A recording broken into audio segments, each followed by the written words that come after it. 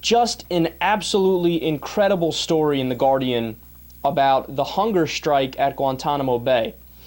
Of the 166 detainees that are still there, at least 43 of them have decided to do this hunger strike. And basically what they're doing is they're striking in defiance against the torture, tighter restrictions they've been facing, and the indefinite detention that they're subject to. And most of them, keep in mind, have been held with no charges for years at Guantanamo.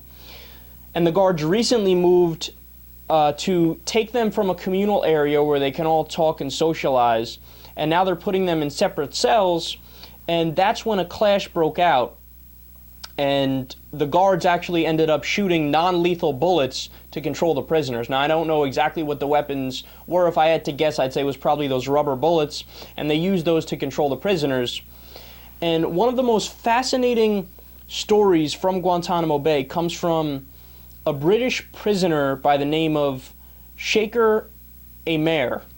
Now, according to this inmate and a few of the lawyers that have been to Guantanamo and The Guardian, there are many inmates that are close to death.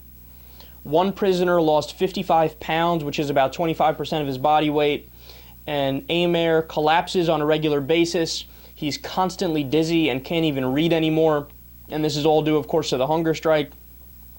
Now, about a dozen of the people that are doing the hunger strike are force-fed to keep them alive, but there are some that are not force-fed at all, and they're continuing with the hunger strike. So when they call, I'm going to quote you from the article, quote, when they call code yellow, which is for when a prisoner collapses, they step on your fingers, they step on your hands, they scratch you, and even then you are living in fear when they say they are going to treat you. So even when they're treating you for medical conditions and problems, they say, oh, you know what, we still fear for our lives because they treat us like garbage. Quote, yesterday they tied me, this is Amer, they tied me on the board and they threw me in a cell because the medical people were busy, so they only took me to another cell. You are lucky if you get any medical space. And Amer has now spent more than 11 years at Guantanamo Bay. Get this. The U.S. claims he met with Osama bin Laden and the underwear bomber, but human rights groups and the British government say that he suffered torture at the Bagram Air Base, and that the only evidence that the U.S. government has is an alleged confession that Amer made to captors, and it was under the pain of torture. It was when he was getting tortured at Bagram Air Base that he said, all right, yeah, I talked to bin Laden, what?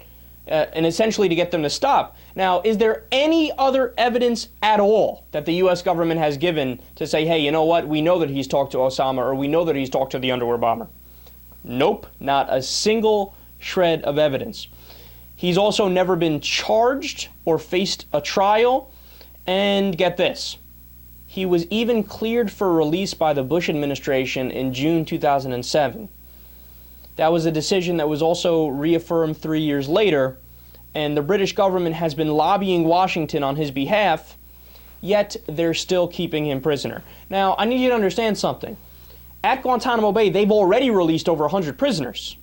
Now, why did they do that? Because there was no evidence of any wrongdoing at all. In fact, there are stories that the Bush administration told the Pakistani government, hey, you know what, we have this prison and we need Al-Qaeda members. If you know any, if you can ship them to us, we would be grateful, right? And they paid them to get this done. So what did the Pakistani government end up doing? Rounding up anti-Pakistani government protesters and shipping them to Guantanamo and saying, yeah, these are Al-Qaeda guys. So we kept them in captivity for years. You know, there's also, and there's personal stories about this too. This is well documented. There's a guy by the name of Murat Kurnaz, M-U-R-A-T-K-U-R-N-A-Z. If you don't know about his story, he was a German citizen who was in Pakistan that got rounded up, shipped to Guantanamo, and he was tortured, right? So here's the bottom line. If you are an American, and more importantly, if you believe in the ideas that America was founded on and the principles of this country, which I do, right? Then obviously what you do is you say, look, are the people at Guantanamo Bay guilty? I don't know if they're guilty. Are they innocent? I don't know if they're innocent. How do we determine this?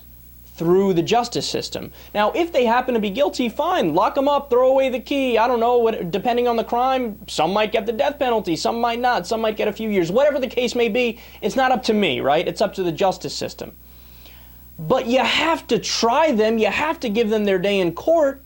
You can't just hold them indefinitely without proving that they're guilty of something. You obviously have to present the evidence to show that they are guilty before we lock them up. It's the most basic thing in the world. These are principles that go back to Magna Carta in the year 12 fucking 15.